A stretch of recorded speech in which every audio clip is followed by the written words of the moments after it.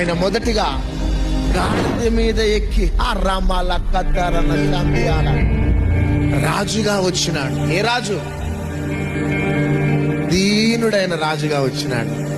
ఆయన త్వరలో రాజుల రాజుగా రాబోతున్నాడు. గట్టిగా ఆ మధ్య ఆకాశంలో మనల్ని చేర్చడానికి ఆయన రాజుల రాజుగా నెక్స్ట్ టైం ఎట్లా రాబోతున్నాడంటే తెల్లటి గుర్రం మీద రాబోతున్నాడు. రాజుల రాజుగా రాబోతున్నాడు. ఫస్ట్ టైం దేని మీద ఎక్కినాడు? గాడిద మీద ఎక్కినాడు.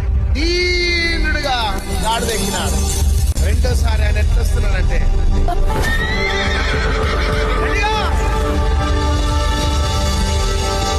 బానిసత్వంలో ఉన్న మనల్ని విడిపించటానికి వచ్చినాడు. ఈసారి పరలోకానికి మనల్ని చేర్చడానికి రాబోతున్నాడు.